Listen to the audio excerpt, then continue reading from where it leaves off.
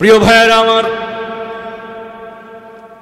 আল্লাহ রাব্বুল আলামিন যুগে যুগে মানব জাতির হেদায়েতের জন্য এই পৃথিবীতে যত নবী রাসূল পাঠিয়েছেন, প্রত্যেকটা নবী রাসূলকে রব্বুল আলামিন নির্দিষ্ট একটি জাতির জন্য পাঠিয়েছেন, নির্দিষ্ট একটি গোষ্ঠীর জন্য পাঠিয়েছেন, কিংবা নির্দিষ্ট একটি এলাকার জন্য পাঠিয়েছেন।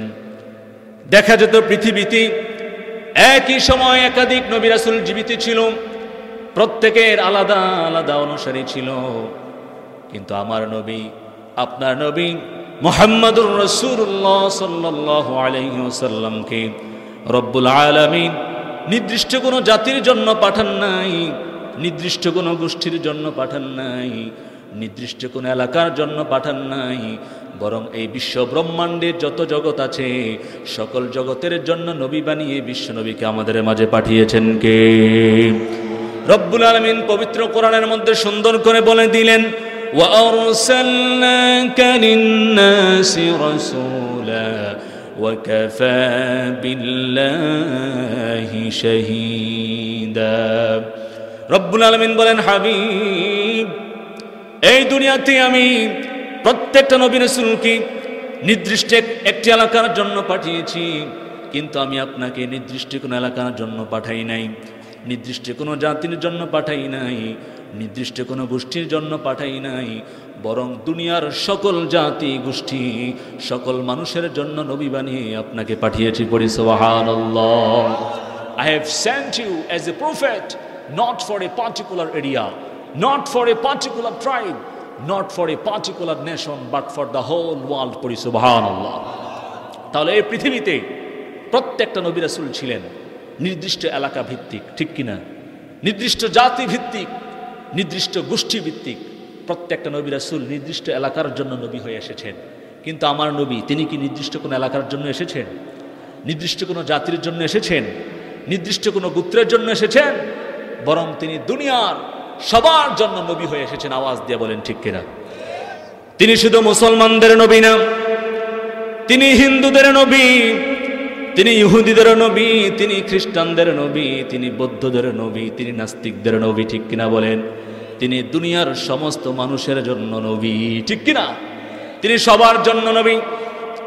এখন কেউ যদি আমার নবীকে না মানে, আমার নবীকে অনুসরণ না করে, আমার নবীকে বিশ্বাস না করে, এটা তার সম্পূর্ণ নিজের ব্যাপার, ঠিক কিনা বলেন?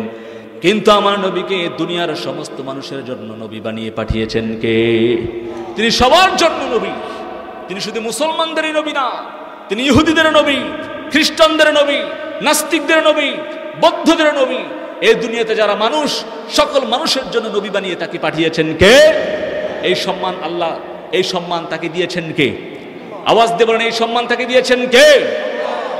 প্রিয় ভাইয়েরা আমার, আবার রব্বুল আলামিন তার হাবিবকে এত সম্মান দিয়েছেন, এত মর্যাদা দিয়েছেন। রব্বুল আলামিন তার হাবিবকে দুনিয়ার সমস্ত নবী রাসূলদের নেতা বানালেন। পড়ি সুবহানাল্লাহ। আল্লাহ made him the leader of all people and prophets. আওয়াজ দিয়ে বলেন সুবহানাল্লাহ।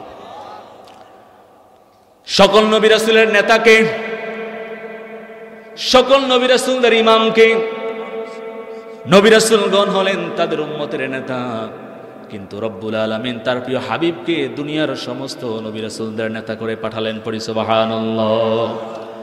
রব্বুল আলামিন পবিত্র কোরআনের মধ্যে সুন্দর করে বলে দিলেন, সুবহানাল্লাযী আসরা বিআবদিহি লাইলাম মিনাল মাসজিদিল হারাম من المسجد الحرام إلى المسجد الأقصى الذي باركنا حوله لنريه من آياتنا إنه هو السميع البصير। সকল প্রকার দুষ্টুটি, দুর্বলতা ও অক্ষমতা থেকে মুক্ত সুমহান সেই বরকতময় সত্তা, যিনি তার বান্দাকে রাতের বেলায় মসজিদুল হারাম থেকে মসজিদুল আকসায় ভ্রমণ করিয়েছেন। পড়ি সুবহানাল্লাহ। মিরাজের রাতে রব্বুল আলামিন তার হাবিবকে দুনিয়া থেকে তুলে নিয়ে তার সান্নিধ্যে আরশে আজিমে নিয়ে গেলেন। পড়ি সুবহানাল্লাহ। প্রথমে আল্লাহ রব্বুল আলামিন তার হাবিবকে বাইতুল্লাহ থেকে বাইতুল মুকাদ্দাসে নিয়ে গেলেন। সেখানে তিনি দুনিয়ার সমস্ত নবী রাসূলদের জামাত করলেন, দুনিয়ার সমস্ত নবী রাসূলদের একত্রিত করলেন। নবী রাসূলগণ বিশ্ব নবীর শুভাগমনে ধন্য হলেন। সকলেই আহলান সাহালান মারহাবা জানালেন। সবাই আমার নবীর কাছে পরিচিত হলেন, সবাই বিশ্ব নবীর প্রশংসা করলেন। এরপরে রব্বুল আলামিনের হুকুমে ওই মুহূর্তে প্রত্যেকটা নবী রাসূল আমাদের নবীজির ইমামতিতে 2 রাকাত নামাজ আদায় করেছেন। সুবহানাল্লাহ। মিরাজের রাতে রব্বুল আলামিন তার হাবিবকে বাইতুল্লাহ থেকে বাইতুল মুকাদ্দাসে নিয়ে গেলেন। সেখানে দুনিয়ার সমস্ত নবী রাসূলদের জামাত করলেন, নবী রাসূলদের একত্রিত করলেন। নবী রাসূলগণ বিশ্ব নবীর শুভাগমনে ধন্য হলেন।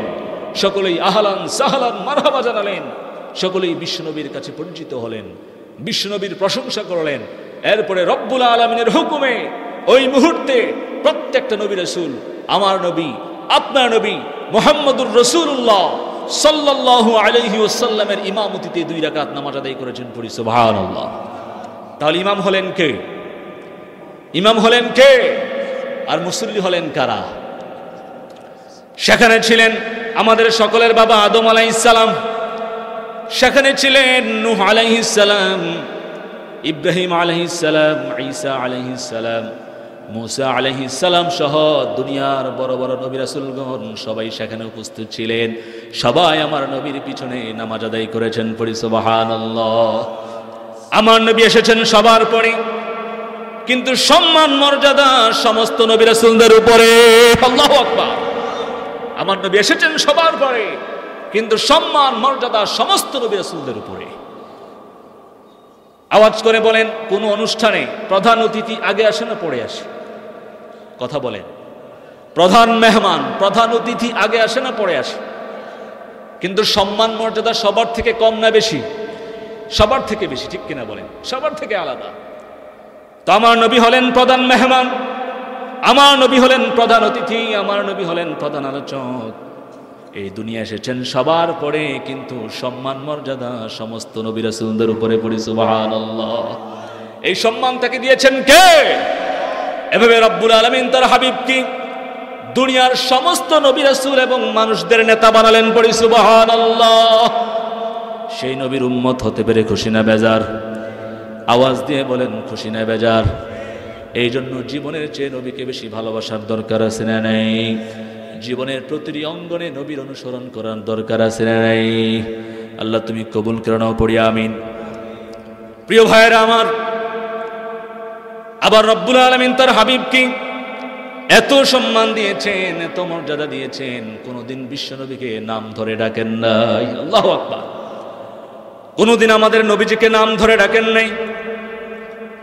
যখনই কোনো নবীকে ডাকার প্রয়োজন হয়েছে, রব্বুল আলামিন প্রত্যেকের নাম ধরে ধরে ডেকেছেন, প্রত্যেকটা নবীর নাম ধরে ধরে ডেকেছেন।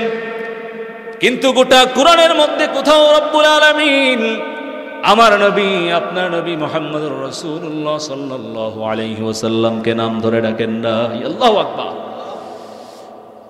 যেমন কোরআন খুললেই দেখতে পাই রব্বুল আলামিন আমাদের সকলের বাবা আদম আলাইহিস সালামকে নাম ধরে ডেকেছেন। আল্লাহ রব্বুল আলামিন কোরআনের মধ্যে বলেন, وَقُلْنَا يَا آدَمُ اسْكُنْ أَنْتَ وَزَوْجُكَ الْجَنَّةَ وَكُلَا مِنْهَا رَغَدًا حَيْثُ شِئْتُمَا وَلَا تَقْرَبَا هَذِهِ الشَّجَرَةَ فَتَكُونَا مِنَ الظَّالِمِينَ।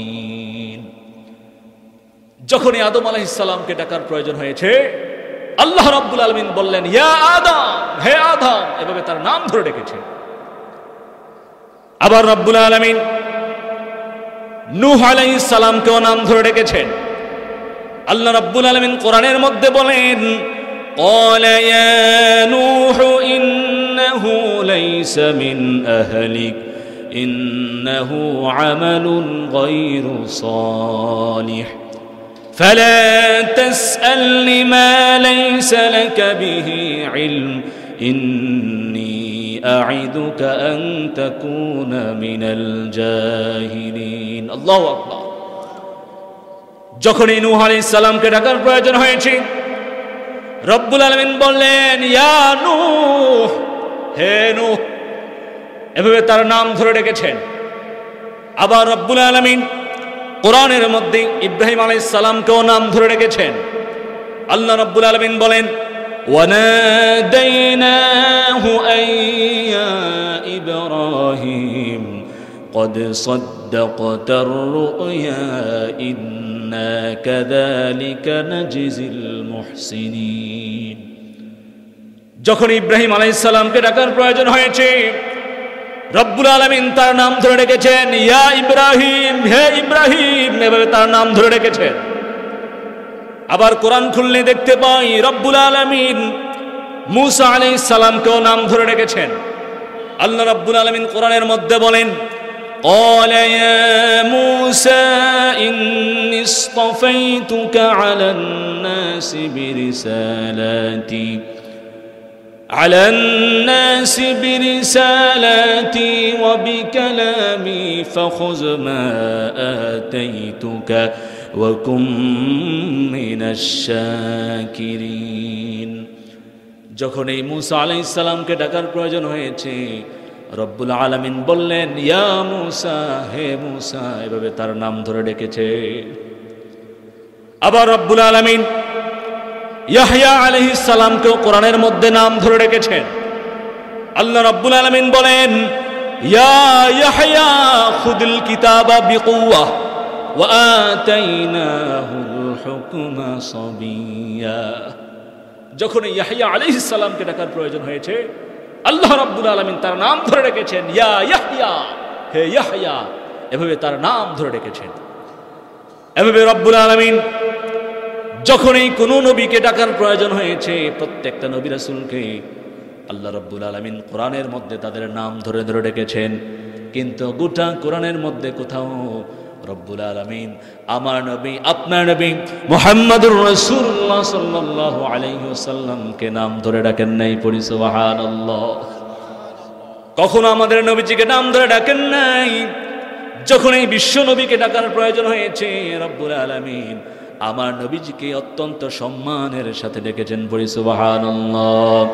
আল্লাহ রাব্বুল আলামিন কোরআনের মধ্যে বলেন, ইয়া আইয়ুহান নাবিয়্যু হাসবুকাল্লাহু ওয়া মান ইত্তাবা'আকা মিনাল মুমিনিন। আল্লাহু আকবার।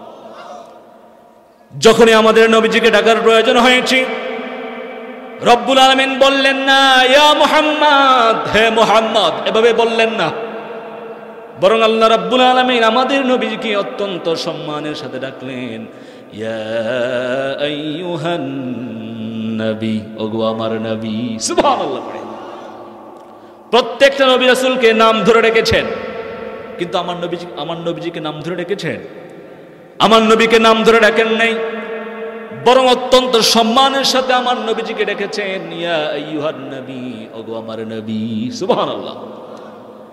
আবার যখন নবীজিকে ডাকার প্রয়োজন হয়েছে, রব্বুল আলামিন অত্যন্ত সম্মানের সাথে নবীজিকে ডেকেছেন।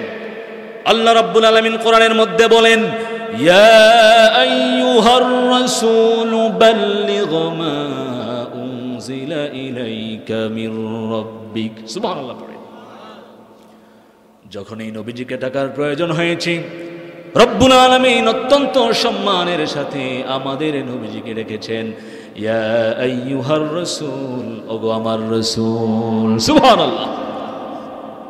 প্রত্যেকটা নবীকে নাম ধরে ডেকেছেন, ইয়া আদম, ইয়া নূহ, ইয়া ইব্রাহিম, ইয়া মূসা, ইয়া ঈসা, ইয়া ইয়াহইয়া।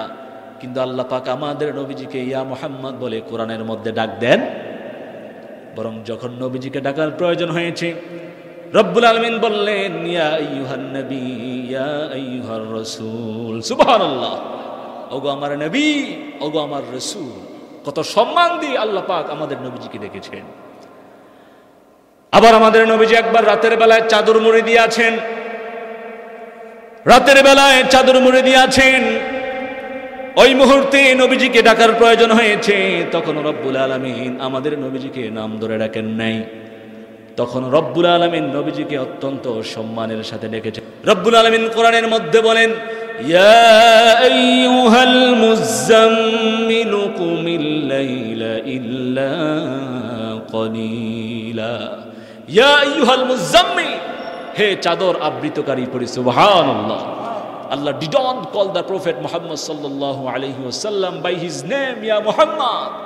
Whenever he needs to call the Prophet Muhammad sallallahu alayhi wasallam, he said, Ya ayyuhan nabi, Ya ayyuhar rasul, Ya ayyuhal muzammil, Ya ayyuhal muddathir পড়ি সুবহানাল্লাহ। আল্লাহ রাব্বুল আলামিন তার হাবিবকে কখনো নাম ধরে ডাকেন নাই। যখনই ডাকার প্রয়োজন হয়েছে আল্লাহ পাক অত্যন্ত সম্মানের সাথে আমাদের নবীজিকে ডেকেছেন, ইয়া আইয়ুহার রাসূল, ইয়া আইয়ুহান নবী, ইয়া আইয়ুহাল মুযাম্মিল, ইয়া আইয়ুহাল মুদ্দাসসির, চিল্লায়ে বলি আল্লাহু আকবার। কত সম্মান, কত ইজ্জত দিয়ে রব্বুল আলামিন তার হাবিবকে ডেকেছেন।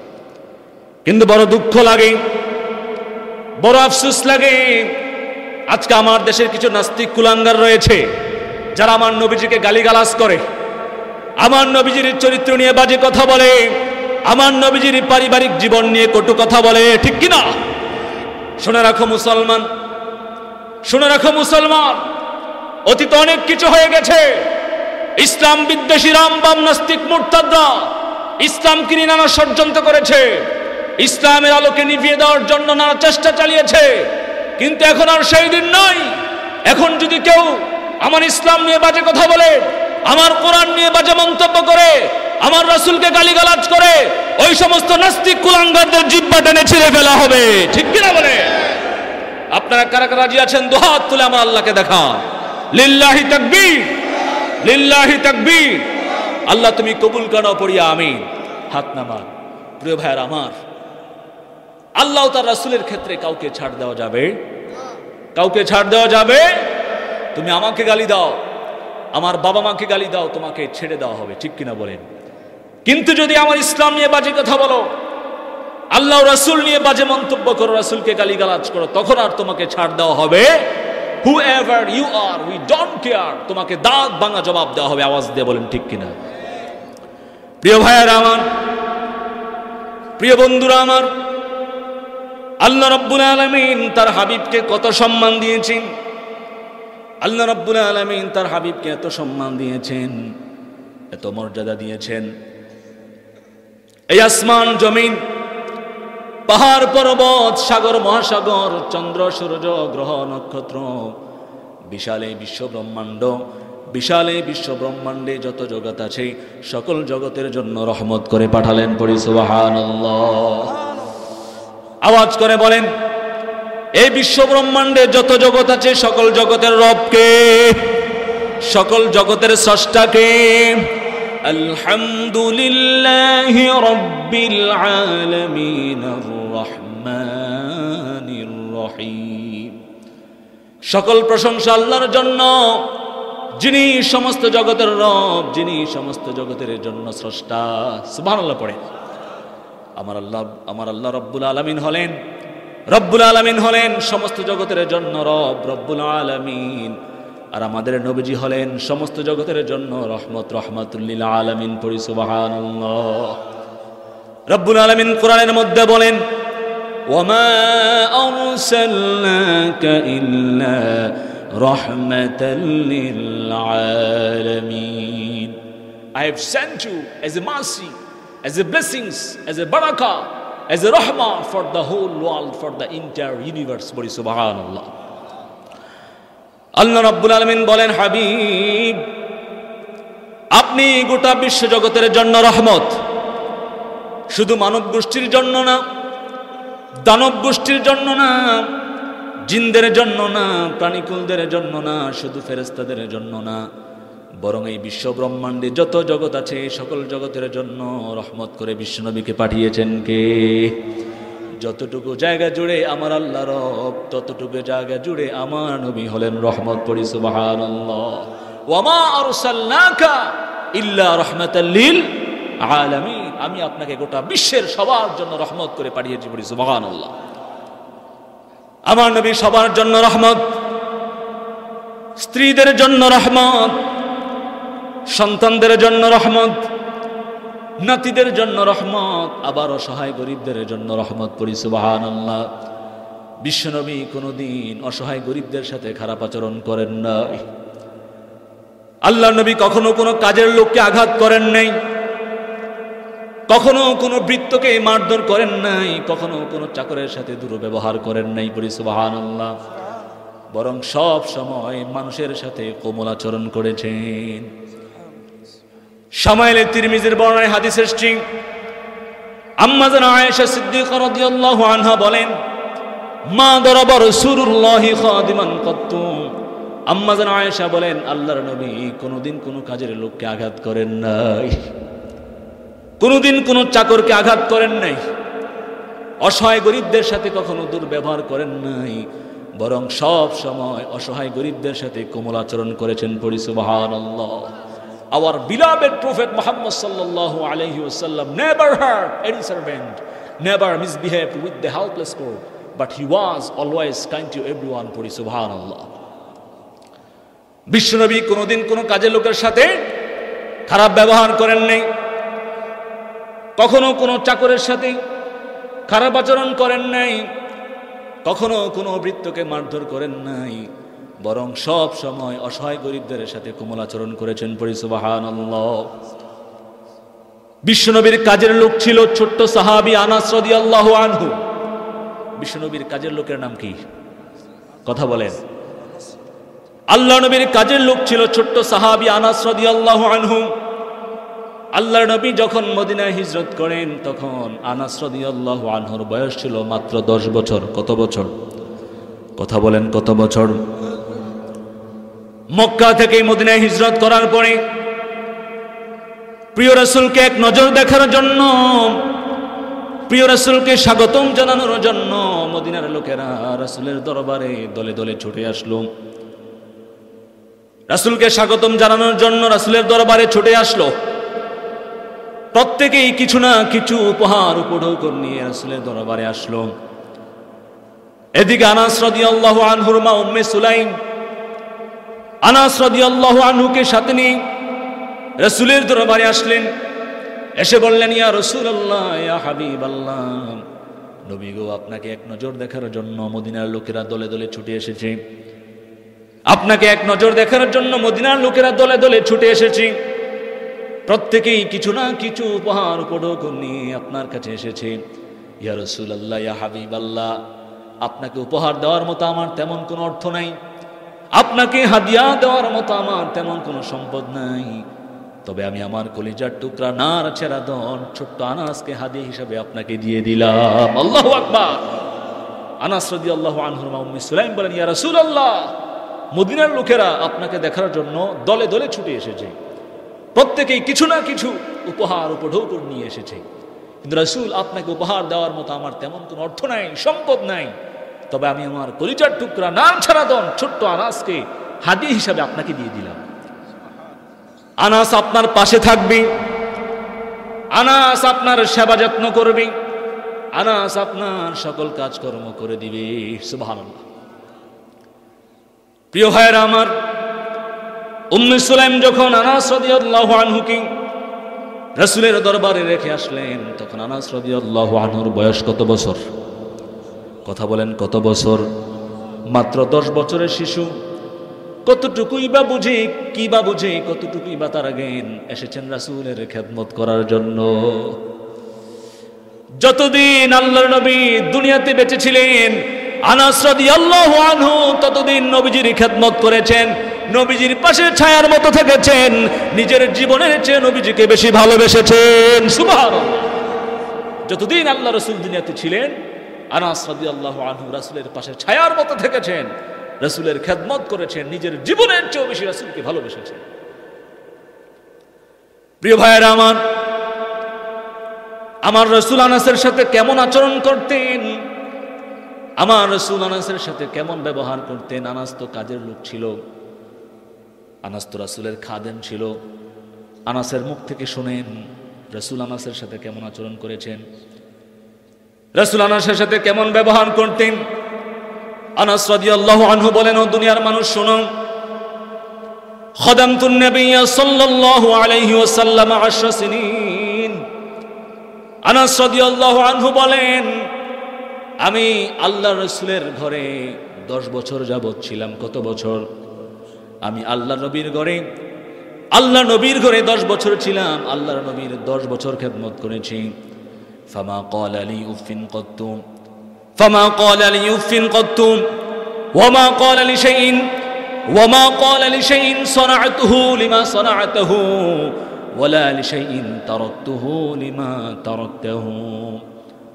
আনাস রাদিয়াল্লাহু আনহু বলেন, 10 বছর রাসূলের খেদমত করেছি, 10 বছর রাসূলের সেবা করেছি। এই 10 বছরের জীবনে আল্লাহ রাসূল কোনোদিন আমার সাথে ধমক দিয়ে কথা বলেন নাই, কোনোদিন আল্লাহ রাসূল আমার সাথে খারাপ আচরণ করেন নাই, কোনোদিন আল্লাহ রাসূল আমার সাথে কর্কশ ভাষায় কথা বলেন নাই, কোনোদিন আমার সাথে আল্লাহ রাসূল উচ্চ বাক্যে কথা বলেন না। ওমা ক্বালা লি শাইইন সানা'তুহু লিমা সানা'তাহু ওয়ালা লি শাইইন তারাকতুহু লিমা তারাকতাহু। কোন কাজ করার পর রাসূল আমাকে বলেন নাই, আনাস তুমি কেন এই কাজটা করলে। একইভাবে কোনো কাজ ছেড়ে দেওয়ার পর রাসূল আমাকে বলেন নাই, আনাস তুমি কেন এই কাজটা করলে না। এতটুকু ধমক দিয়েও রাসূল আমার সাথে কথা বলেন নাই। সুবহানাল্লাহ পড়ে। কে বলছে? কে বলছে?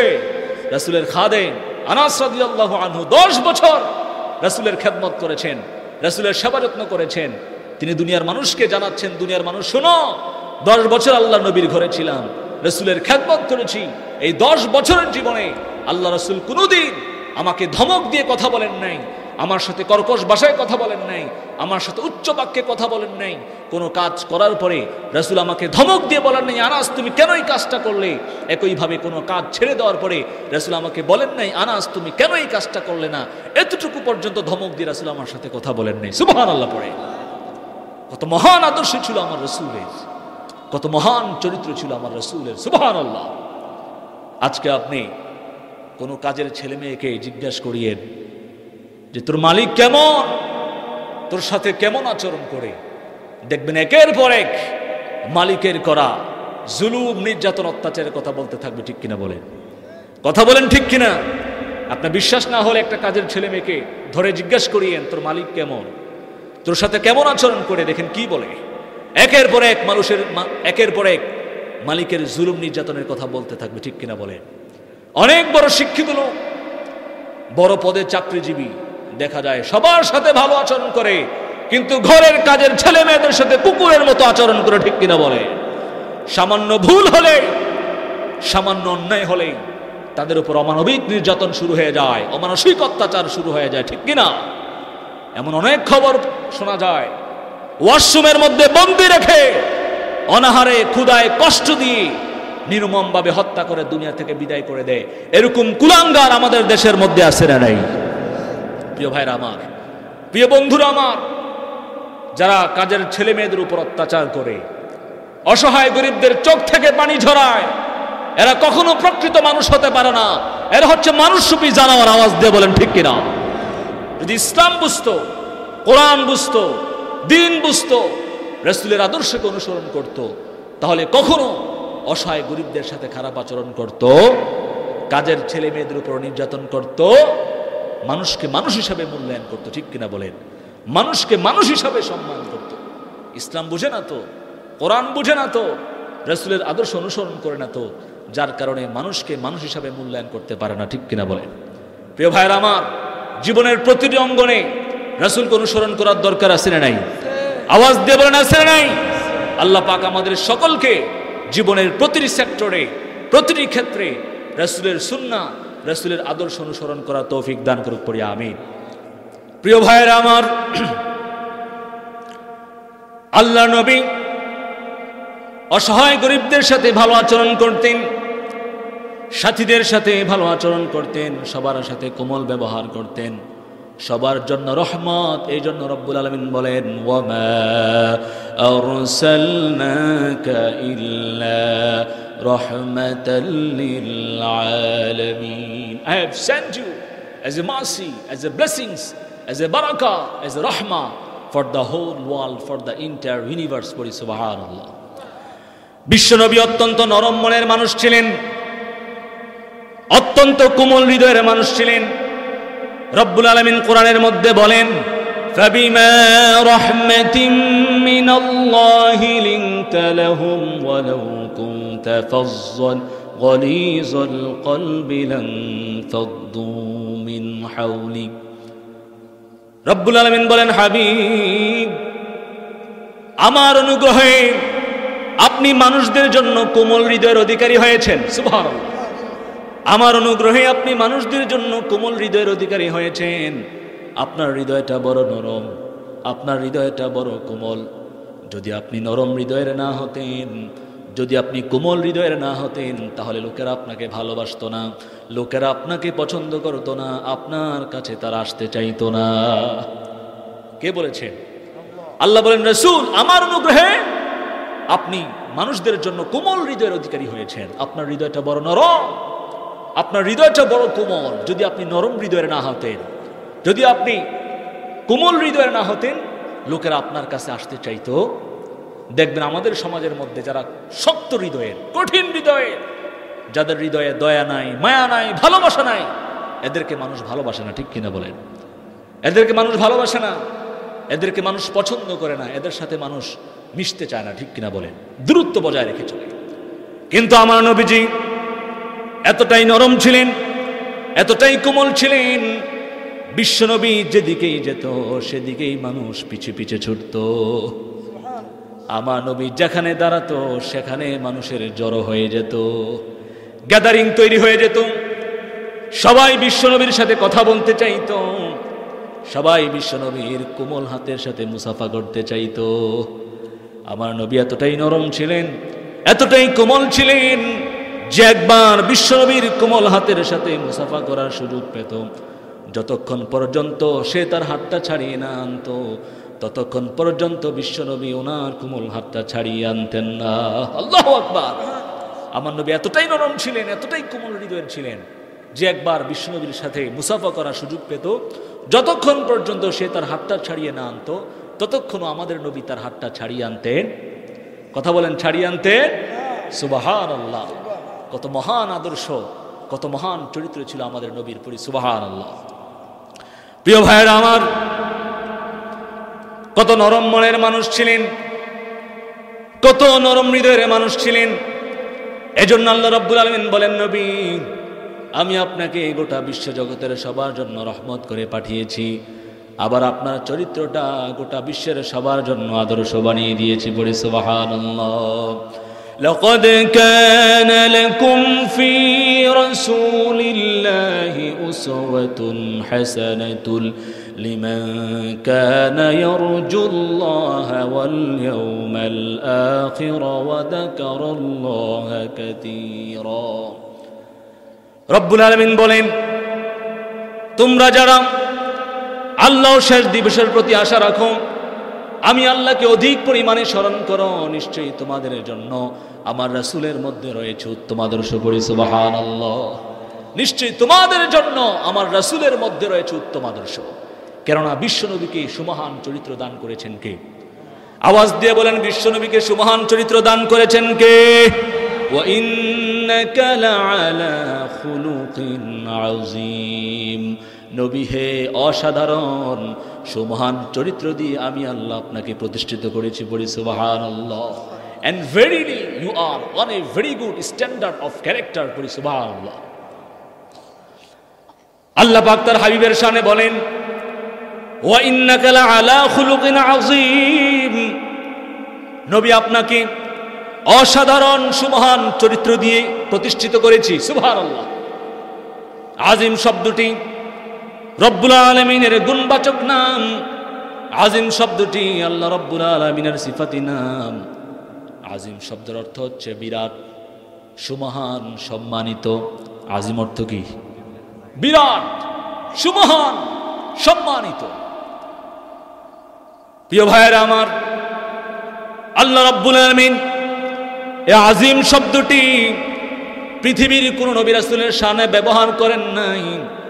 শুধুমাত্র কেবলমাত্র রব্বুল আলামিন আমাদের নবী, আমার নবী, আপনার নবী মুহাম্মদুর রাসূলুল্লাহ সাল্লাল্লাহু আলাইহি ওয়াসাল্লামের চরিত্রের ব্যাপারে ব্যবহার করেছেন। পড়ি সুবহানাল্লাহ। আজিম শব্দটি আল্লাহ পাক পৃথিবীর কোন নবী রাসূলের শানে ব্যবহার করেন নাই। শুধুমাত্র কেবলমাত্র আমার নবী, আপনার নবী মুহাম্মদুর রাসূলুল্লাহ সাল্লাল্লাহু আলাইহি ওয়াসাল্লামের চরিত্রের ব্যাপারে আল্লাহ পাক আজিম শব্দটি ব্যবহার করেছেন, পড়ি সুবহানাল্লাহ। আওয়াজ করে বলেন, বিশ্বনবীর চরিত্রের ব্যাপারে সার্টিফিকেট দিয়েছেন কে? স্বয়ং রব্বুল আলামিন বিশ্বনবীর চরিত্রের ব্যাপারে সার্টিফিকেট দিয়েছেন। এরপরে যারা আমার নবীকে গালিগালাজ করবে, আমার নবীজির চরিত্র নিয়ে বাজে মন্তব্য করবে, এরা কখনো বৈধ সন্তান হতে পারে না। এরা হলো পিতৃ পরিচয়হীন অবৈধ সন্তান, জাহান্নামের নরাদন। আওয়াজ দিয়ে বলেন ঠিক কিনা? আমার নবীজির চরিত্রের ব্যাপারে স্বয়ং আল্লাহ রাব্বুল আলামিন সার্টিফিকেট দিয়েছেন। এরপরে যারা আমার নবীকে গালিগালাজ করবে, আমার নবীজির পারিবারিক জীবন নিয়ে কটু কথা বলবে, আমার নবীজির চরিত্র নিয়ে বাজে মন্তব্য করবে, এরা কখনো বৈধ সন্তান হতে পারে না। এরা হলো পিতৃ পরিচয়হীন অবৈধ সন্তান, জাহান্নামের নরাদম। আওয়াজ দিয়ে বলেন ঠিক কিনা? অবৈধ সন্তানরাই কেবল আমার নবীকে গালিগালাজ করতে পারে, ঠিক কিনা? কোন বৈধ সন্তান আমার নবীজির চরিত্র নিয়ে বাজে মন্তব্য করতে পারে? প্রিয় ভাইয়েরা আমার, বিশ্বনবীর সাথে বেয়াদবি এটা সবচেয়ে বড় বেয়াদবি, ঠিক কিনা? বিশ্বনবীর সাথে বেয়াদবি এটা বড় ধরনের বেয়াদবি, এটা রাষ্ট্রীয় আইন করে ওকে শাস্তি দিতে হবে, ঠিক কিনা? যারা আমার নবীকে গালিগালাজ করবে, আমার নবীজির চরিত্র নিয়ে বাজে কথা বলবে, আমার নবীজির পারিবারিক জীবন নিয়ে কটু কথা বলবে, ওই সমস্ত নাস্তিক কুলাঙ্গারদেরকে জনসম্মুখে ফাঁসির কাস্টে ঝুলিয়ে দেওয়ার দরকার আছে না নাই? কথা বলেন। যারা আমার নবীজিকে গালিগালাজ করবে, ওই সমস্ত নাস্তিক কুলাঙ্গারদেরকে জনসম্মুখে ফাঁসির কাস্টে ঝুলিয়ে দেওয়ার দরকার আছে না নাই? মনে রাখবেন, যদি আপনার নেতাকে গালি দেওয়া হয়, কর্মী হয়ে যদি আপনি প্রতিবাদ না করেন, আপনার কিন্তু ঈমান যাবে না, ঠিক কিনা? যদি আপনার পীরকে গালি দেওয়া হয়, মুরিদ হয়ে যদি আপনি কোনো প্রতিবাদ না করেন, তবু আপনার ঈমান নষ্ট হবে। যদি আপনার বাবাকে গালি দেওয়া হয়, আপনার মাকে গালি দেওয়া হয়, সন্তান হয়ে যদি আপনি প্রতিবাদ না করেন, তবু কিন্তু আপনার ঈমান যাবে। কিন্তু লক্ষ কোটি প্রাণের স্পন্দন বিশ্বনবী মুহাম্মদুর রাসূলুল্লাহ সাল্লাল্লাহু আলাইহি ওয়াসাল্লামকে যদি গালি দেওয়া হয়, রাসূলের চরিত্র নিয়ে যদি বাজে মন্তব্য করা হয়, উম্মত হয়ে যদি আপনি কোনো প্রতিবাদ না করেন, চুপ করে বসে থাকেন, তাহলে সাথে সাথে আপনার ঈমানটা নষ্ট হয়ে যাবে, ঠিক কিনা? যদি আপনার নেতাকে গালি দেওয়া হয়, কর্মী হয়ে যদি প্রতিবাদ না করেন, আপনার ঈমান নষ্ট হবে না। আপনার বাবা মাকে গালি দেওয়া হয়, সন্তান হয়ে প্রতিবাদ না করেন, আপনার ঈমান ধ্বংস হবে না। কিন্তু লক্ষ কোটি প্রাণের স্পন্দন মুহাম্মদুর রাসূলুল্লাহ সাল্লাল্লাহু আলাইহি ওয়াসাল্লামকে যদি গালিগালাজ করা হয়, উম্মত হয়ে যদি আপনি প্রতিবাদ না করেন, অনুশোচনা না করেন, কষ্ট না পান, সাথে সাথে আপনার ঈমানটা ধ্বংস হয়ে যাবে, ঠিক কিনা? এজন্য জীবনের চেয়ে বেশি কাকে ভালোবাসতে হবে? কথা বলেন। জীবনের চেয়ে বেশি কাকে ভালোবাসতে হবে? যদি আপনি আপনার জীবনের চেয়ে বেশি আল্লাহ রাসূলকে ভালো না বাসেন, তবে কিন্তু আপনি ঈমানদার হতে পারবেন। আল্লাহর হাবিব বলেছেন, লা ইউমিনু আহাদুকুম হাত্তা কুনা হাব্বা ইলাইহি মিন ওয়ালিদিহি ওয়া ওয়ালাদিহি ওয়ান নাসি আজমাইন। আল্লাহর হাবিব বলেন, যতক্ষণ পর্যন্ত আমি রাসূল তোমাদের কাছে তোমাদের পিতামাতা, তোমাদের সন্তান সন্ততি দুনিয়ার সব মানুষের চেয়ে প্রিয় না হব, ততক্ষণ পর্যন্ত তোমরা ঈমানদার হতে পারবে না। If you do not love the Prophet Muhammad sallallahu alayhi wa sallam more than your parents, more than your relatives, everything else, then you cannot be a believer. যতক্ষণ পর্যন্ত আপনি আপনার পিতামাতা, সন্তান সন্ততি দুনিয়ার সমস্ত মানুষের চেয়ে বেশি আমার রাসূলকে ভালো না বাসবেন, ততক্ষণ পর্যন্ত আপনি ঈমানদার হতে পারবেন? কথা বলেন, পারবেন? এজন্য জীবনের চেয়ে বেশি কাকে ভালোবাসতে হবে? জীবনের প্রতিটি ক্ষেত্রে কার আদর্শ অনুসরণ করতে হবে? কথা বলেন, কার আদর্শ অনুসরণ করতে হবে? কেননা রাসূলের চরিত্রকে আমাদের জন্য আদর্শ বানিয়েছেন কে? কথা বলেন, রাসূলের চরিত্রকে আমাদের জন্য আদর্শ বানিয়েছেন কে? আমার নবীর চরিত্র কোরআনের মতো পবিত্র। সুবহানাল্লাহ পড়ে। আমার নবীর চরিত্র কোরআনের মতো পবিত্র। আমার নবীর চরিত্রের মতো এই বিশ্ব ব্রহ্মাণ্ডে কারো চরিত্র হতে পারে? পা থেকে মাথা পর্যন্ত বিশ্ব নবীর চরিত্রে একটা কালো দাগ বসানোর মতো ক্ষমতা কারো আছে নাকি? কারণ বিশ্ব নবীর চরিত্র কোরআনের চরিত্র। সুবহানাল্লাহ। কোরআনের চরিত্র যেমন আমার নবীর চরিত্র তেমন। সুবহানাল্লাহ নাই? কোরআনের চরিত্র যেমন আমার নবীর চরিত্র তেমন। সাহাবায়ে কেরাম একবার আম্মা জানা আয়েশা সিদ্দিকা রাদিয়াল্লাহু আনহাকে জিজ্ঞেস করলেন, ও আম্মা বলেন তো আমাদের নবীর চরিত্রটা কেমন ছিল, বিশ্ব নবীর চরিত্র কেমন ছিল? আম্মা জানা আয়েশা বলেন, ও সাহাবীরা তোমরা কি কোরআন পড়ো না? তোমরা কি কোরআনের চরিত্র জানো না? তোমরা কি কোরআনের বৈশিষ্ট্য জানো না? কানা খুলুকুল কোরআন, তোমাদের নবীর চরিত্র ছিল কোরআনের চরিত্র। সুবহানাল্লাহ, তোমাদের নবীর চরিত্র ছিল কোরআনের চরিত্র। The character of the Prophet Muhammad sallallahu alaihi wasallam was similar to the character of the Holy Quran. পড়ি সুবহানাল্লাহ। আম্মা জানা আয়েশা বলেন, বিশ্বনবীর চরিত্র কোরআনের চরিত্র, কোরআনের চরিত্র যেমন তোমাদের নবীর চরিত্র তেমন। কোরআনের শুরু থেকে শেষ পর্যন্ত যা যা বলা হয়েছে বিশ্বনবীর জীবনীতে সেগুলো প্র্যাকটিক্যাল করে দেখানো আছে। পড়ি সুবহানাল্লাহ। কোরআনের শুরু থেকে শেষ পর্যন্ত যা যা বলা হয়েছে বিশ্বনবীর জীবনীতে সেগুলো প্র্যাকটিক্যালি করে দেখানো আছে। পড়ি সুবহানাল্লাহ। আবার বিশ্বনবীর আরেক স্ত্রী উম্মে সালামা বলেন, ইনদামা ইয়ামশি রাসূলুল্লাহ আলাল আরদি কাআন্নাল কুরআন ইয়ামশি আলাইহি। উম্মে সালামা বলেন, বিশ্বনবী যখন মদিনার রাস্তা দিয়ে হেঁটে যেত মনে হতো এটা আল্লাহর নবী নয়, জীবন্ত কোরআনটা রাস্তা দিয়ে হেঁটে হেঁটে যাচ্ছে। সুবহানাল্লাহ। উম্মে সালামা বলেন, আল্লাহ নবী যখন মদিনার রাস্তা দিয়ে হেঁটে যেত মনে হতো এটা বিশ্বনবী নয়, জীবন্ত কোরআনটা রাস্তা দিয়ে হেঁটে হেঁটে যাচ্ছে। আমার রাসূল ছিলেন কোরআনের জীবন্ত আকৃতি। সুবহানাল্লাহ। কোরআন হচ্ছে লিখিত, কোরআন হচ্ছে লিখিত। কেউ যদি কোরআনের জীবন্ত রূপ দেখতে চায়, জীবন্ত আকৃতি দেখতে চায়, সেজন্য আমার রাসূলকে দেখে। সুবহানাল্লাহ। প্রিয় ভাইয়েরা আমার, আম্মা জানা আয়েশা মাঝে মাঝে বলতেন বিশ্বনবীর পবিত্র চোখের মধ্যে যেই পরিমাণ লাজুকতা দেখা যেত আরবের সম্ভ্রান্ত পরিবারের পর্দানশীল কুমারী নারীর চোখের মধ্যেও সেই পরিমাণ লাজুকতা দেখা যেত না। বিশ্বনবীর পবিত্র চোখের মধ্যে যেই পরিমাণ লাজুকতা দেখা যেত আরবের সম্ভ্রান্ত পরিবারের পর্দানশীল কুমারী নারীর চোখের মধ্যেও সেই পরিমাণ লাজুকতা দেখা যেত না। আমার নবীজি কুমারী মেয়েদের চাইতে বেশি লাজুক ছিলেন। সুবহানাল্লাহ। আম্মা জানা আয়েশা আরো বলতেন, ও দুনিয়ার মানুষ শোনো শোনো, মিশরের রমণীরা আল্লাহ নবী ইউসুফ আলাইহিস সালামের সৌন্দর্য দেখে মুগ্ধ হয়ে ফল কাটতে গিয়ে হাতের আঙ্গুল কেটে ফেলেছিল। আম্মা জানা আয়েশা বলেন, আল্লাহর কসম, আল্লাহর কসম, মিশরের রমণীরা যদি আমার রাসূলকে এক নজর দেখতে পেত, আমার রাসূলের রূপ লাবণ্য সৌন্দর্য দেখে তারা শুধু হাতের আঙ্গুল নয় নিজেদের কলিজা কেটে টুকরো টুকরো করে ফেলতো, তবু আমার রাসূলের নূরানী চেহারা থেকে বিন্দুমাত্র চোখ ফিরাতো না। আল্লাহু আকবার। আম্মা জানা আয়েশা বলেন, মিশরের রমণীরা আল্লাহ নবী ইউসুফ আলাইহিস সালামের সৌন্দর্য দেখে ফল কাটতে গিয়ে হাতের আঙ্গুল কেটে ফেলেছিল।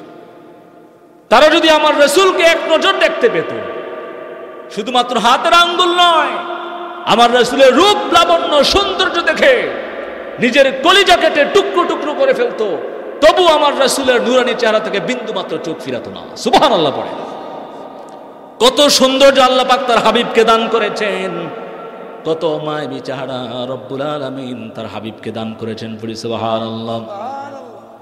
প্রখ্যাত কবি সাহাবী হাসান বিন সাবিত রাদিয়াল্লাহু আনহু রাসূলের সৌন্দর্যে মুগ্ধ হয়ে একটা কবিতা লিখেছেন। কবিতা লিখার পর রাসূলের দরবারে এসে বললেন, ইয়া রাসূলুল্লাহ, ইয়া হাবিবাল্লাহ, রাসূল আমি আপনাকে নিয়ে একটা কবিতা লিখেছি। রাসূল বলেন, হাসান তুমি কি কবিতা লিখেছো শোনাও আমাকে। হাসান বিন সাবিত বলে, ইয়া রাসূলুল্লাহ, ইয়া হাবিবাল্লাহ, ও আহসানু মিন কালাম তারা কত্তু আইনি। ইয়া রাসূলুল্লাহ, ইয়া হাবিবাল্লাহ, কোনদিন আমার এই দুই চোখ আপনার চেয়ে সুন্দর সুশ্রী আর কাউকে দেখে নাই। রাসূল, কোনদিন আমার এই দুই চোখ আপনার চেয়ে সুন্দর সুশ্রী আর কাউকে দেখে নাই। ওয়াজমালু মিন কালাম তালিদিন নিসা। হাসান বিন সাবিত বলেন, ইয়া রাসূলুল্লাহ, ইয়া হাবিবাল্লাহ, পৃথিবীর কোন মা আপনার চেয়ে অপরূপ সুন্দর কোন সন্তান কখনো জন্ম দেয় নাই। পৃথিবীর কোন মা আপনার চেয়ে অপরূপ সুন্দর কোন সন্তান জন্ম দেয়। ওয়াজমালু মিন কালাম তালিদিন নিসা। হাসান বিন সাবিত আরো বলেন, খুলিকতা মুবাররাআম মিন কুল্লি আইবিন, সকল প্রকার ভুল ত্রুটির ঊর্ধ্বে রেখে নবী আপনাকে সৃষ্টি করা হয়েছে। কান্নাকা কদ খুলিকতা কামা তাশা, রাসূল আপনি যেই রূপে চেয়েছেন আল্লাহ পাক তেমনই আপনাকে সৃষ্টি করেছেন। সুবহানাল্লাহ, কত সম্মান কত মর্যাদা আল্লাহ পাক তার হাবিবকে দান করেছেন। সুবহানাল্লাহ। সেই নবীর উম্মত হতে পেরে খুশি না বেজার? আওয়াজ দিয়ে বলেন, খুশি না বেজার? প্রিয় ভাইরা আমার, আচ্ছা বলুন তো, আজকে আমরা কি নিয়ে আলোচনা শুনছিলাম? আজকে আমরা কি নিয়ে আলোচনা শুনতেছি? প্রিয় রাসূলের শান মান মর্যাদা, ঠিক কিনা বলেন? আমার রাসূলকে আল্লাহ পাক কত সম্মান দিয়েছেন, কত মর্যাদা দিয়েছেন, কত ইজ্জত দিয়েছেন, সেই ব্যাপারে আজকে আমরা আলোচনা শুনতেছি, ঠিক কিনা? প্রিয় ভাইয়ারা আমার, প্রিয় বন্ধুরা আমার, আওয়াজ করে বলেন, মানব জাতির কল্যাণের জন্য আল্লাহ রাব্বুল আলামিন আমাদেরকে একটি কিতাব দিয়েছেন। সেই কিতাবের নাম কি? কথা বলেন, সেই কিতাবের নাম কি? আল কোরআন। কোরআন এটা শুধু ঘরে সাজিয়ে রাখার জন্য দেওয়া হয় নাই, এটা শুধু নামাজে পড়ার জন্য দেওয়া হয় নাই, শুধু খতম পড়ানোর জন্য দেওয়া হয় নাই, মরা বাড়িতে পড়ার জন্য দেওয়া হয় নাই, ঝাড়ফুঁক করার জন্য দেওয়া হয় নাই। কোরআন দেওয়া হয়েছে আপনার ব্যক্তিগত জীবন, পারিবারিক জীবন, সামাজিক জীবন, রাজনৈতিক জীবন, অর্থনৈতিক জীবন, জীবনের প্রতিটি অঙ্গন কোরআন দিয়ে সাজানোর জন্য, ঠিক কিনা বলে? যারা তাদের জীবনের প্রতিটি অঙ্গন কোরআন দিয়ে সাজাবে তারা আল্লাহর পক্ষ থেকে রহমত প্রাপ্ত হয়ে যাবে, সঠিক পথের সন্ধান পেয়ে যাবে। আর যারা কোরআনকে বাদ দিয়ে মানুষের বানানো আইন, মতবাদ, মন্ত্রতন্ত্র, মতাদর্শ দিয়ে জীবন পরিচালনা করবে তারা কখনো আল্লাহর পক্ষ থেকে রহমত প্রাপ্ত হবে না, সঠিক পথের সন্ধান পাবে না। কিয়ামতের দিন আল্লাহর সামনে নিজেকে মুমিন বলে পরিচয় দিতে পারবে, কারণ কোরআন ছাড়া কোন মানুষের বানানো আইন, মতবাদ, মন্ত্রতন্ত্র, মতাদর্শ কোনো কিছুই আল্লাহর দরবারে কবুল হবে। এই জন্য যেই দলে কোরআন আছে, যেই দলের কর্মীরা কোরআন পড়ে, কোরআনের পক্ষে আন্দোলন করে, কোরআনের রাজ কায়েমের জন্য চেষ্টা করে, সেই দলের সঙ্গে আমাদের থাকার দরকার আছে না নাই? কথা বলেন, থাকার দরকার আছে না নাই? প্রিয় ভাইরা আমার, কোরআন হচ্ছে মুসলমানদের সংবিধান, কোরআন হচ্ছে আমাদের সংবিধান। 90% মুসলমানের দেশে সংবিধান চলবে শুধুমাত্র আল্লাহর কোরআন দিয়া, ঠিক কিনা বলেন? কোরআন ছাড়া কোন মানুষের বানানো মতবাদ, মতাদর্শ দিয়ে সংবিধান চলতে পারে যতদিন পর্যন্ত আল্লাহর কোরআন দিয়ে সংবিধান পরিচালনা না হবে ততদিন পর্যন্ত চেয়ার পরিবর্তন হবে ঠিকই, কিন্তু এদেশ থেকে চোর, ডাকাত, সন্ত্রাস, দুর্নীতিবাজ, টেন্ডারবাজ, চাঁদাবাজ, স্বৈরাচার দূর করা সম্ভব হবে না, ঠিক কিনা বলে? এজন্য যুগে যুগে ইসলাম বিদ্বেষী রামবাম নাস্তিক মুরতাদরা তারা কখনো চায়নি আল্লাহর জমিনে আল্লাহর আইন প্রতিষ্ঠিত হয়ে যাক। তারা কখনো চায়নি আল্লাহর জমিনে আল্লাহর বিধান প্রতিষ্ঠিত হয়ে যাক, কারণ আল্লাহর জমিনে যদি আল্লাহর আইন প্রতিষ্ঠিত হয়ে যায় তখন তো আর চুরি করা যাবে না, ঠিক কিনা?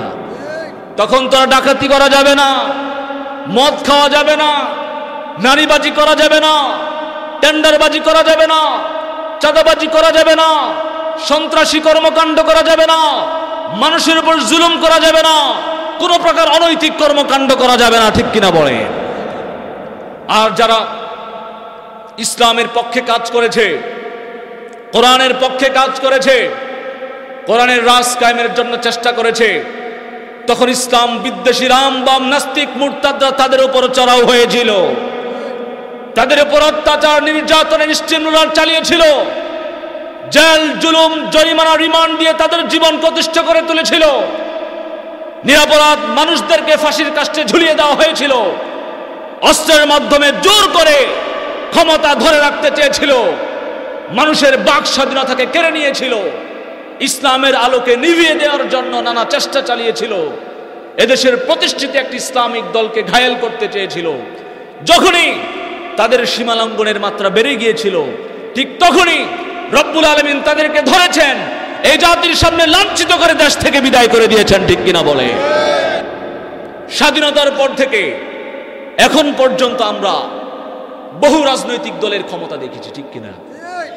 বহু রাজনৈতিক দলের শাসন দেখেছি, কিন্তু বড় আফসোস লাগে 90% মুসলমানের দেশে এখনো পর্যন্ত আমরা কোন ইসলামিক দলের ক্ষমতা দেখি নাই, কোন ইসলামিক দলের শাসন দেখি নাই। যার কারণে একের পর এক গদি পরিবর্তন হয়েছে ঠিকই, চেয়ার পরিবর্তন হয়েছে ঠিকই, কিন্তু এই জাতির ভাগ্য পরিবর্তন হয়। আপনারা কি চান না আগামীর বাংলাদেশ ও কোরআনের বাংলাদেশ, আগামীর বাংলাদেশ ও ইসলামের বাংলাদেশ, আগামীর বাংলাদেশ ও আলেম ওলামার বাংলাদেশ? কোন ইসলাম বিদ্বেষী রামবাম নাস্তিক মুরতাদদের স্থানে এই বাংলার জমিনে হবে না, ঠিক কিনা বলে? আল্লাহ তুমি কবুল কেন পড়ি আমিন। আরো জোরে বলেন আমিন।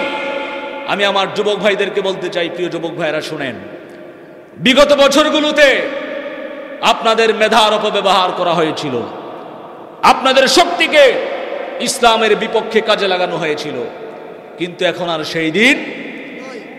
সেই দিন নাই। স্বৈরাচারের বিরুদ্ধে ছাত্র সমাজের প্রতিবাদ এদেশের প্রতিটি যুবকদের অন্তরে অন্যায়ের বিরুদ্ধে প্রতিবাদের অনুপ্রেরণা জুগিয়েছে। এখন আর যুবকদেরকে দিয়ে অন্যায় কাজ করানো যাবে না, যুবকদেরকে দিয়ে চুরি ডাকাতি করানো যাবে না, যুবকদেরকে দিয়ে টেন্ডারবাজি করানো যাবে না, যুবকদেরকে দিয়ে চাঁদাবাজি করানো যাবে না, যুবকদেরকে দিয়ে সন্ত্রাসী কর্মকাণ্ড করানো যাবে না। ইসলামের পক্ষে, কোরআনের পক্ষে যুবকদের যে গণজোয়ার শুরু হয়েছে, আমি বিশ্বাস করি আগামীর পার্লামেন্টে যুবকরাই কোরআনটাকে উঠিয়ে দিবে। আল্লাহ তুমি আমাদের যুবক ভাইদেরকে কবুল করে নেন, হযরত ওমরের মতো কবুল করে নেন, খালেদ বিন ওয়ালিদের মতো কবুল করে নেন, পড়ি আমিন। প্রিয় ভাইরা আমার, প্রিয় বন্ধুরা আমার, আমরা আলোচনা শুনছিলাম প্রিয় রাসূলের শান এবং মর্যাদা নিয়ে, ঠিক কিনা বলেন? আল্লাহ রাব্বুল আলামিন তার হাবিবকে এত সম্মান দিয়েছেন, এত মর্যাদা দিয়েছেন। রব্বুল আলামিন তার হাবিবকে দুনিয়াতে সমস্ত নবী রাসূলদের পরে পাঠিয়ে খাতামুন নবীন, আখির নবী, সর্বশেষ নবীর মর্যাদা দান করেছেন। পড়ি সুবহানাল্লাহ। বিশ্বনবীকে দুনিয়ায় পাঠানোর মাধ্যমে রব্বুল আলামিন এই দুনিয়াতে নবী রাসূল আগমনের যেই ধারা, সেই ধারাকে চিরতরে বন্ধ করে দিয়েছেন। পড়ি সুবহানাল্লাহ। আমার নবীর পরে কিয়ামত পর্যন্ত পৃথিবীতে আর কোন নবী আসবে নাকি? কথা বলেন, কিয়ামত পর্যন্ত আর কোন নবী আসবে নাকি?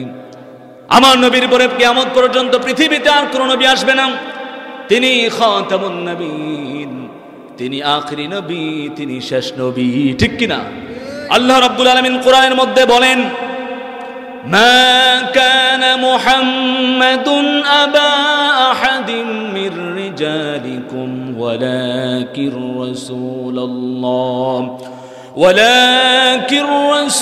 রাসূলুল্লাহি ওয়া খাতামান নাবিয়্যিন ওয়া কানা আল্লাহু বিকুল্লি শাইইন আলীমা। রব্বুল আলামিন বলেন, আমার নবী মুহাম্মদ, সে তোমাদের কারো পিতা নয়, সে তোমাদের পুরুষদের কারো বাবা নয়, সে হলো খাতামুন নবীন, আখিরি নবী, সর্বশেষ নবী। পড়ি সুবহানাল্লাহ। Our beloved Prophet Muhammad sallallahu alayhi wasallam is the last and greatest messenger of all the prophets who came to this world. পড়ি সুবহানাল্লাহ। বিশ্ব নবী, খাতামুন নবীন, আখিরি নবী, সর্বশেষ নবী। কিয়ামত পর্যন্ত আমার নবীর পরে আর কোন নবী আসবে না। এটা কার ঘোষণা? কথা বলেন, কার ঘোষণা? সন্দেহ করলে ঈমান থাকবে? কথা বলেন, সন্দেহ করলে ঈমান থাকবে? আমার নবী হচ্ছেন সর্বশেষ নবী, আখিরি নবী। আমার নবীর পরে পৃথিবীতে আর কোন নবী আসবে? আল্লাহ রাব্বুল আলামিন তার হাবিবের পিঠের মধ্যে মোহরে নবুয়ত দান করেছেন।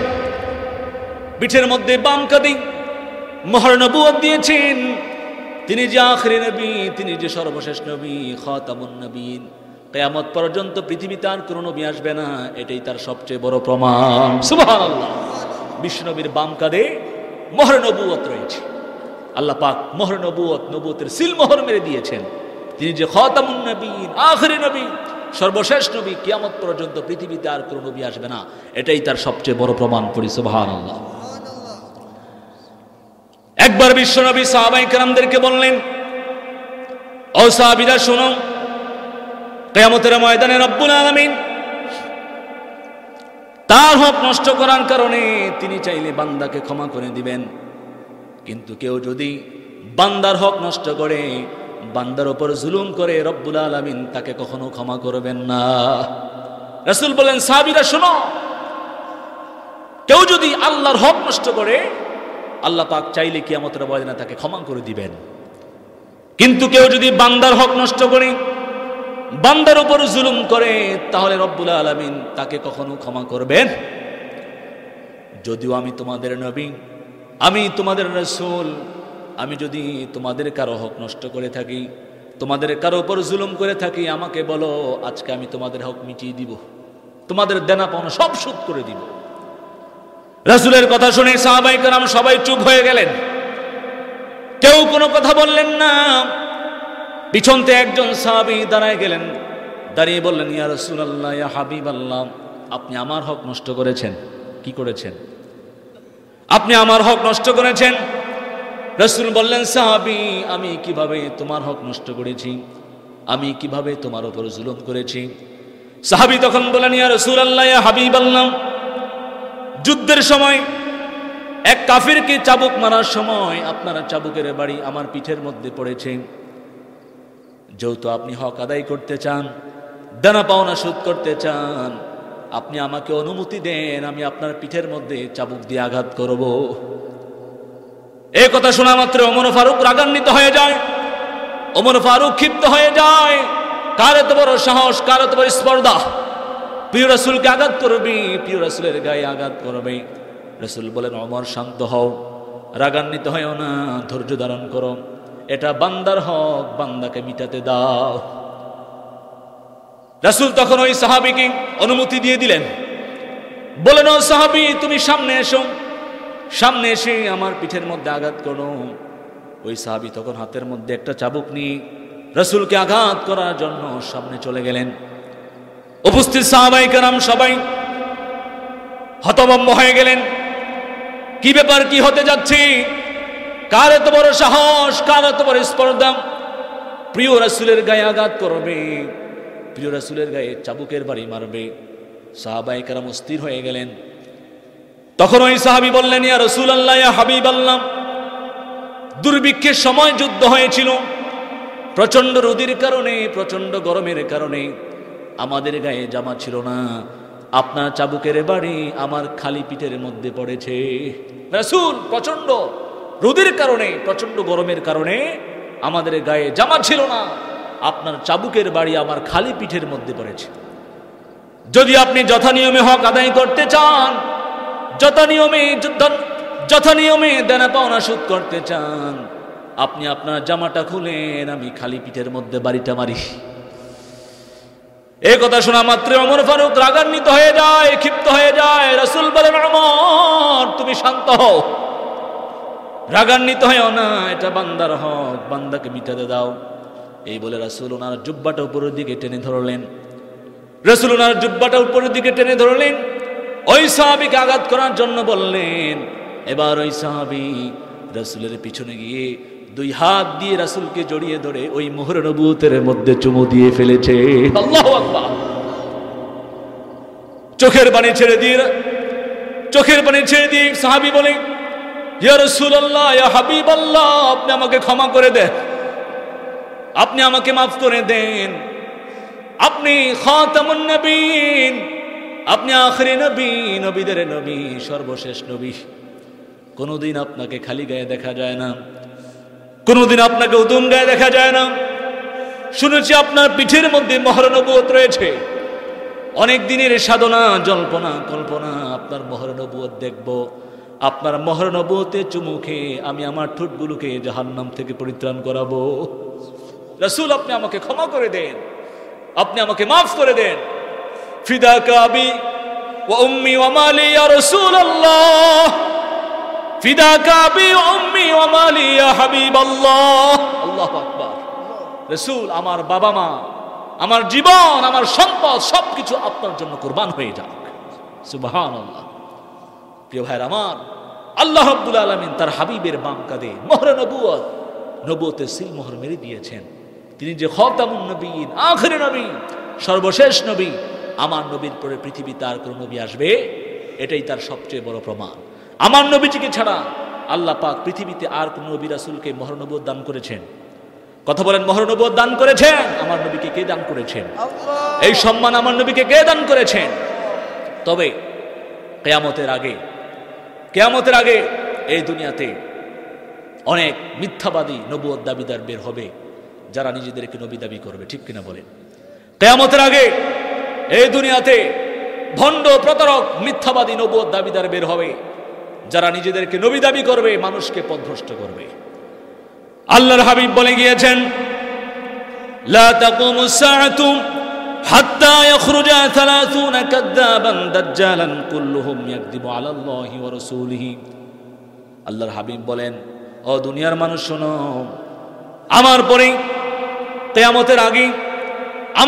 কিয়ামতের আগে পৃথিবীতে 30 জন ভণ্ড, প্রতারক, মিথ্যাবাদী নবুয়ত দাবিদার বের হবে, যারা প্রত্যেকেই নিজেকে নবী বলে দাবি করবে। নাউজুবিল্লাহ পড়ে।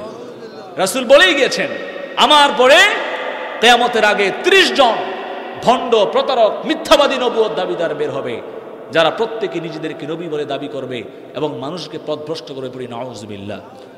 রাসূল আরো বলেছেন, ইন্নাহু সায়াকুনু ফি উম্মতি কাযাবুনা 30 কুল্লুহুম ইয়াজউমু আন্নাহু নবী ওয়া আনা খাতামুন নবিয়্যিন লা নবিয়্যা বা'দি। রাসূল বলেন, অচিরেই আমার উম্মতের মাঝে 30 জন মিথ্যাবাদীর আবির্ভাব হবে। কতজন?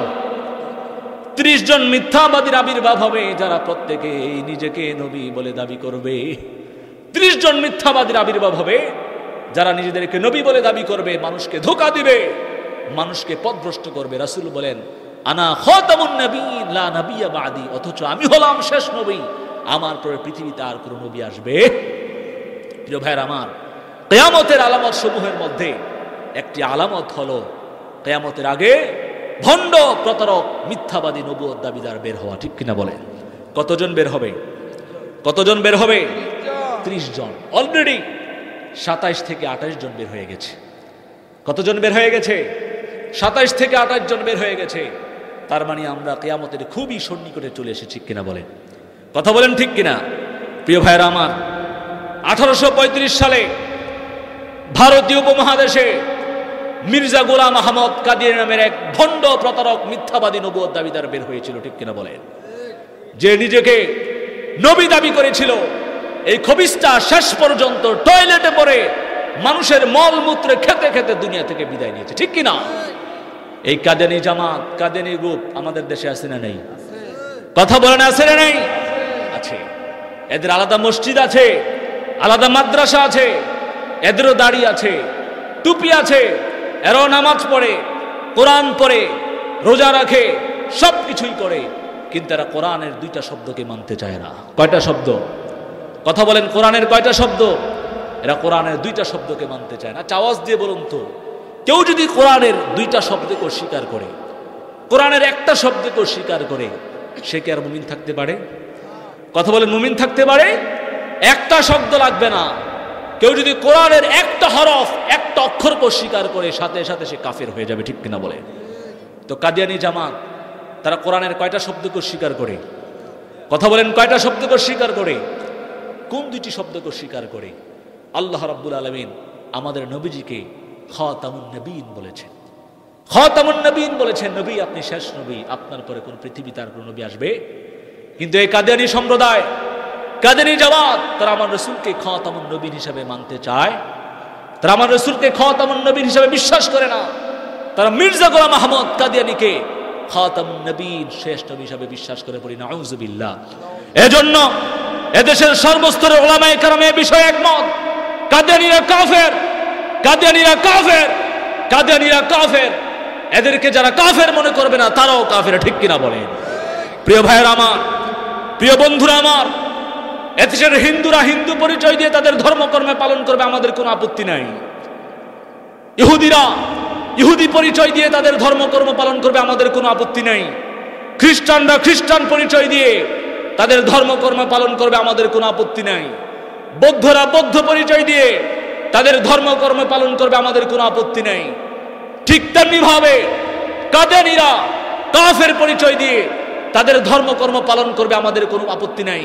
কিন্তু 90% মুসলমানের দেশে বসবাস করে মুসলমান পরিচয় দিয়ে মুসলমানদের ঈমান আমল নিয়ে ধোঁকাবাজি করবে, এটা কোনো মুসলমান কখনো সহ্য করতে পারে না, ঠিক কিনা বলে?